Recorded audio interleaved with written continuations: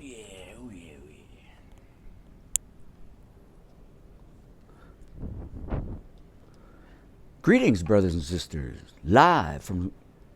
Alive from Saigon. It's now. Well, it's actually Sunday. It's now, yes.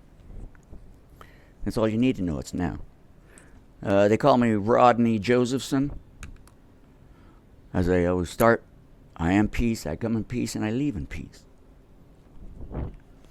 See, live from the beautiful garden, alive from the beautiful garden.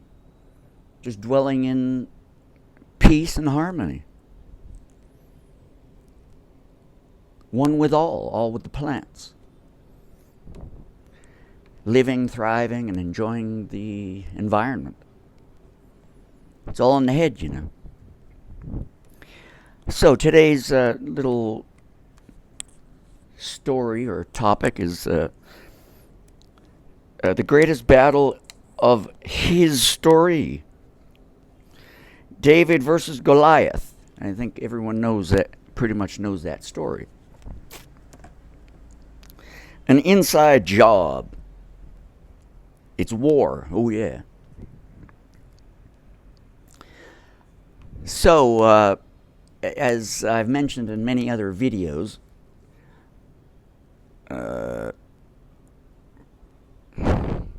religion or spiritual ideas, concepts, they all will have a general theme to them, and they're all generally based on the same idea, the same premise.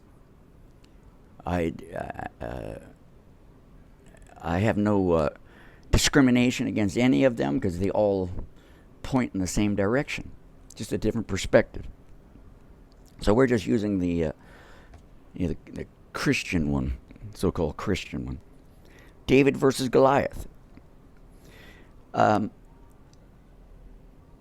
so-called Bible is only a story of man and his roles he plays. That's how you need to think of it. Everyone is in that book.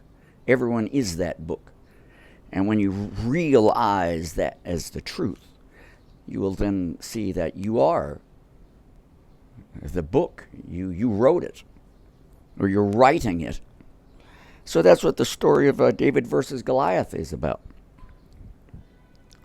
So if you read that story, generally what it means is that as a young man, he was anointed as king, and so he had to go out and rule his kingdom in a sense. Now remember, it's just a story. It's a story of what life is about. A young man has to go conquer his demons, all the evil things in the world. Now you have to apply this idea to the internal or the external world. The law of one, it's all internal. And so David has been anointed by the higher powers, let's say, the spiritual powers, or the Father, God, to find himself. Now, in man's world, this is Caesar's world of deceit, division, death, and destruction. So that's why they go out and blow up cities and towns and people, regardless of whether it's a war or they use weather or other methods to blow things up and destroy and kill. So that's an externalized concept that's going on, and the average man may think he's not part of that. He's separate from that, even though he does it. In other words, he has no consequences to his actions, which, yes, he does, brother. Yes, he does, brothers and sisters. Yes, he does. So, in the story, he's anointed the king, and he's going to rule his kingdom. So again, this is not in the external world, even though things are happening around King David, The story is that he's actually in his own mind fighting the big Goliath, bigger, 10 times bigger than he is. And this is the greatest war or battle ever to be fought. How many Goliaths are inside David's mind? It's a big house, I'm telling you.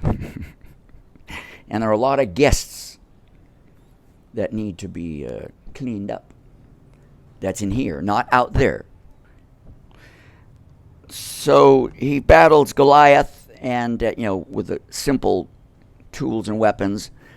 Big guy, 10 times bigger than he is, and he finally wins. So he overcame his own internal issues. Now, in this reality, I've had to play roles like that in a sense.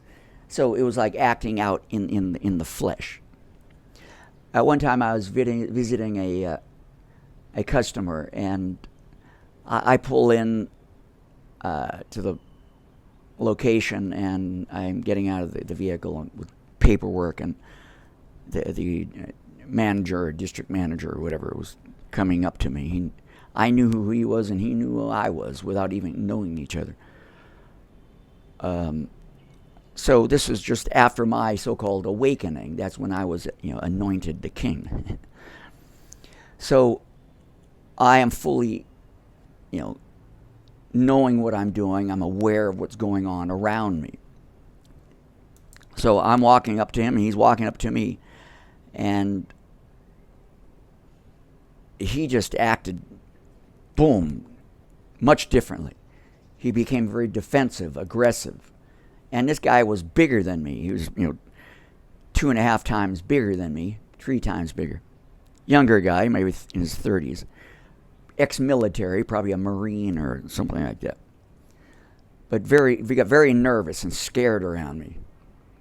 Didn't know how to behave.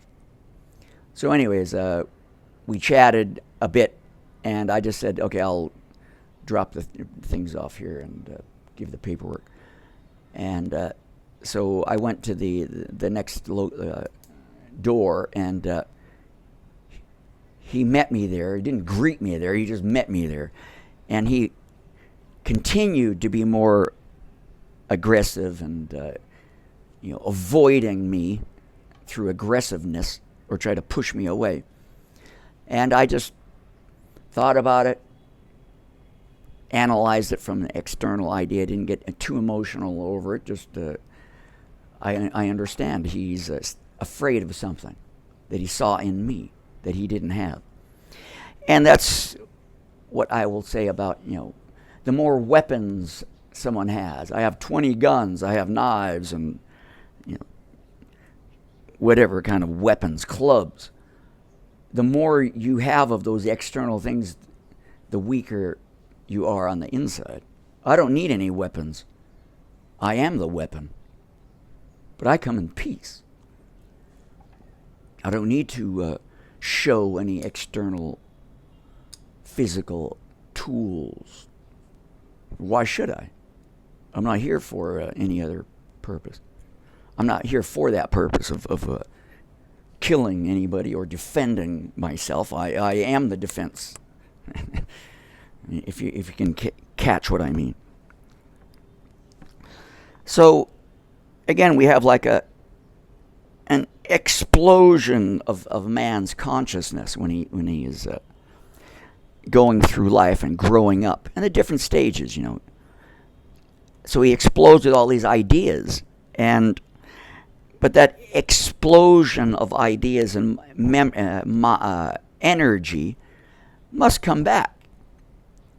Whether it's so-called good or bad, that doesn't matter. It all comes back in pieces, in fragments, sometimes big, sometimes small, but it all starts to come back. So it explodes and implodes. It comes back. And, that's when you know that you've been so-called anointed. You start to become aware of all this stuff you've done. You meet all those Goliaths in the life. So let's look at the Bible, the greatest love story ever written. And that's all it is. you begin to realize it's just a story about love, and authenticity. Love your neighbors, Jesus said. Well, you got to love yourself, because that is your neighbor, and your neighbor is you. So you have to understand what unconditional love means. And that's what it's all about. So the internal and the external. Remember, we have the internal world, which is in the mind, and then we have the external, which is the outer things you can see in the senses, the see, feel, hear, smell, and taste. As I've mentioned before in other videos, we have the 7 eyes of God, or the 7 steps. Jacob's ladder, We can ascend or descend this ladder. Many are unconscious of where they are on this ladder. You might even be below Lucifer, which means the light. Doesn't mean anything bad. They could be below that. They don't even have the light. Which I was at a time too. As you go up the ladder, or ascend, so to speak, you're becoming more conscious of who you are and what you do. And then you become the I am, the Jesus, like you. You get anointed. You become King David, and you're playing all the roles in the Bible. So the mind is consciousness and finding the true self. That's what this whole story is about. So the story of the anointing of King David continues on. This is only when he's a young man. He's fighting all his internal demons or whatnot. And I'll continue, with more stories like that. But it's just me reflecting on who I am from the so-called biblical perspective. The next part of it would be, he's now a grown king, and then he starts getting into relationships, marriage and all that. So there's more to that story of so-called King David. Then he has children, Solomon and all the other ones, which expand outward into more ideas that he must overcome or accept as they are. Okay, I'll end it on that. That's the story of King David and Goliath. Everyone's the king or queen. And you're all conquering our Goliath inside the mind. Be peaceful, man. There's no violence.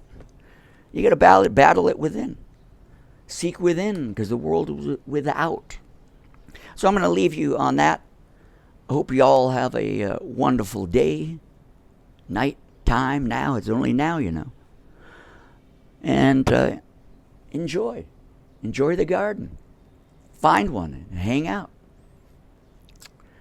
They call me Rodney Josephson. Again, it's Alive from Saigon. Garden. Ciao.